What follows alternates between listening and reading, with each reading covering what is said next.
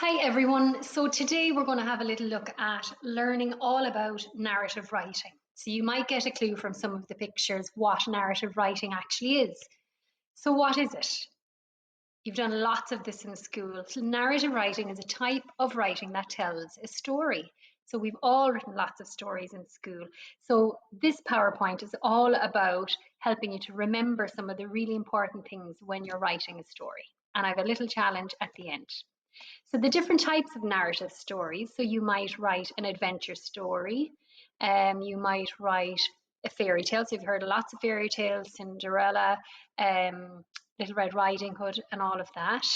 So we have a mystery story you might write, science fiction, and maybe you've heard of myths and legends. Maybe mostly in history you might have heard about the Salmon of Knowledge or the Children of Lear, or of any of those.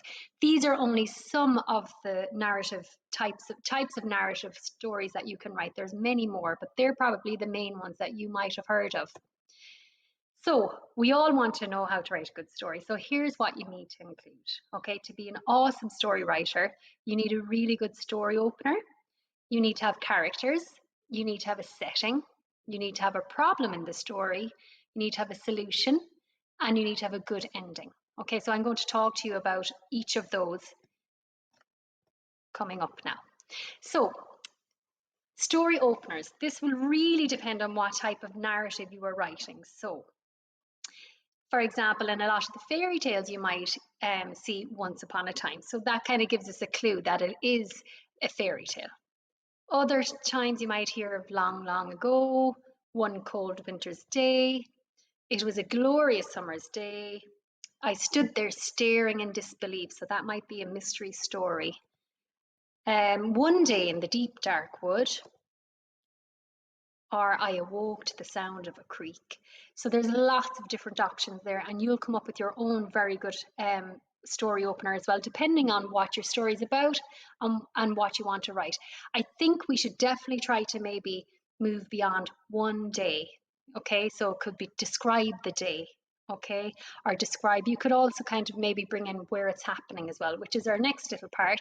Describe the setting. So the setting means say where the story takes place. Okay, so for example, in this story, once upon a time, there were three bears. They all lived together in a house by a forest. So that is a fairy tale, and that is the three Goldilocks and the three bears. Okay, would you have any idea where this story opener is from, or the setting is from as well? A mouse took a stroll through the deep dark wood. It's a very famous story. Did you guess? So it's from the Gruffalo. Okay, so the deep dark wood, that's really describing the type of place where the little mouse was and where he's going to meet the Gruffalo. And again, here in the Goldilocks and the Three Bears, so they all lived in a house by a forest. So that's a little bit more simple. So your next job is to introduce the characters. Tell us something about them. Okay, so for example, if we look at Goldilocks and the Three Bears again, there was a great big father bear, a middle-sized mother bear, and a little baby bear. Okay, and then we also had this character.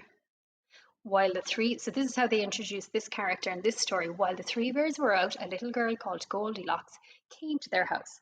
Now, it doesn't tell us anything interesting really about Goldilocks. I think maybe they should have said something like a curious little girl called Goldilocks came to their house, because that tells us what she's going to get up to in the story. So describing the characters, and that's what we were talking about there, calling Goldilocks that she was maybe curious.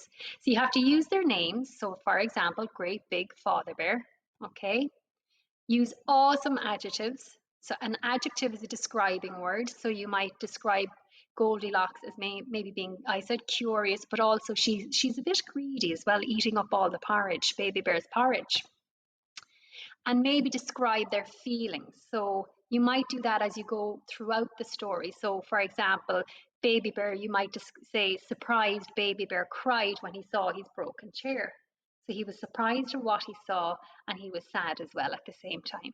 So it's really good to tell us how the characters are feeling at the beginning if we can, and as we go throughout. How about this for a description of a character? But who is this creature with terrible claws and terrible teeth in his terrible jaws? He has knobbly knees and turned out toes and a poisonous wart at the end of his nose. His eyes are orange, his tongue is black, he has purple prickles all over his back. You probably know who this is as well. So that's the Gruffalo. Isn't that an amazing description of that character? Okay. So the next job is you want to build the picture. So you've probably mentioned, you gave your lovely story opener, you've said where it's happening, and it's lovely now to kind of start building the picture for your story. So a good way to do this is to use your 5 senses to build the picture, okay? So think about, what could you see? What do you hear? What do you feel? What can you touch? What can you smell? If you can give a lot of those details, that would be absolutely amazing. And it really makes your story so much better. A good narrative story also needs to have a problem. You've probably heard about this already before, but this is a little reminder. Write about a problem in the story.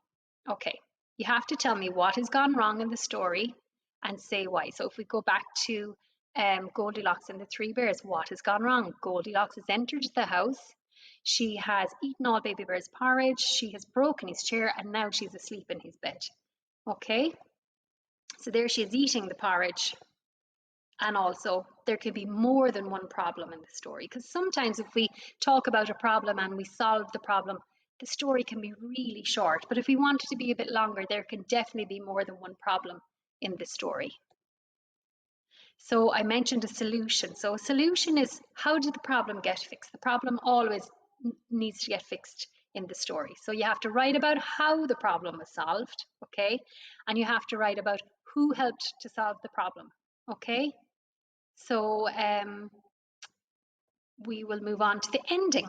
So bring everything to an end and make sure the problem was fixed. So in the case of Goldilocks and the Three Bears, it says Goldilocks, this is the very last line of the story, Goldilocks ran all the way home and the Three Bears never saw her again. So maybe we could have described, if we look in the picture, we can see that Goldilocks is a bit scared. So you could have maybe said, scared Goldilocks ran all the way home and the Three Bears never saw her again. It's really good to tie it all together at the very end. So in this ending, we said everything has to be brought together in the end. So for the Gruffalo story, the very last line is, all was quiet in the deep dark wood. The mouse found a nut and the nut was good. So everyone was kind of happy in the end. So that is pretty much all of what we need to think about when we're writing a good story. Now, to be an amazing story writer, remember to include a good story opener, describe your setting, where does it happen, introduce the characters, so talk about their names, maybe use some adjectives to describe them, tell us how they feel, describe the problem in the story, and remember there can be more than one problem, describe the solution, how was the problem solved, and then give a little ending that just ties it all together, okay?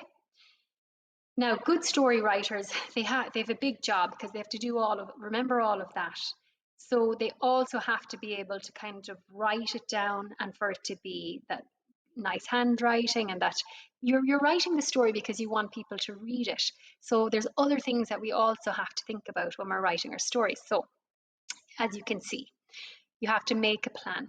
Rather than just going straight into writing it, it's really good to have a bit of a plan using all of those things like opener, setting, characters, problem, solution, just on a little page. You could just write down it will take 5 minutes, a little plan, and it will make all the difference to writing a good story or writing a super story. Next thing, you have to read over each sentence to check the capitals, full stops, and spellings. If you start writing and keep going all the way to the end, then it'll be a really, really big job to go back and try and check all of those things. And they're really important things because it makes it easier for the reader to read your story. And that's what we want them to enjoy it. We don't want them to have to figure out what's written down on the paper. So having capitals and full stops, and have a little go, maybe have a little page at the side to have a go at some spellings.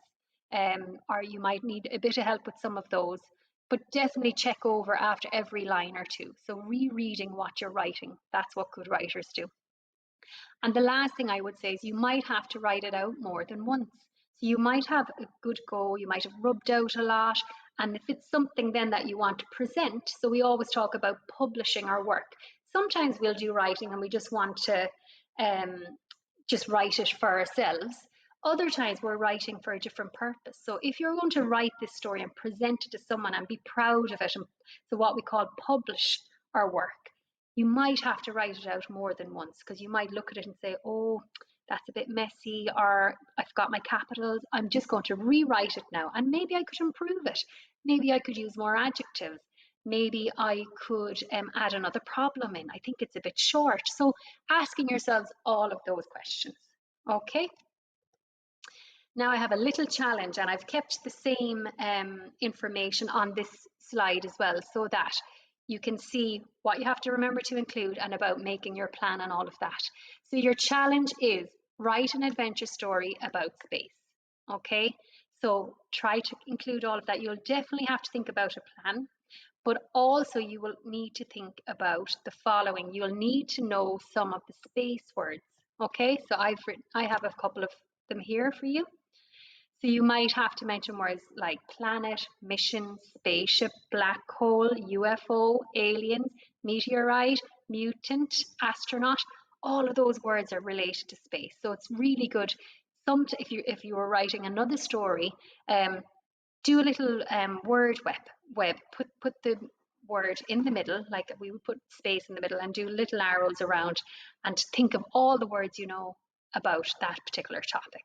So here we have it and then I just wanted to put in some ideas for your setting. So your story might take place on a particular planet, or it might all happen in the spaceship, or it might be on a particular another galaxy, or it might all happen maybe on a trip to the moon.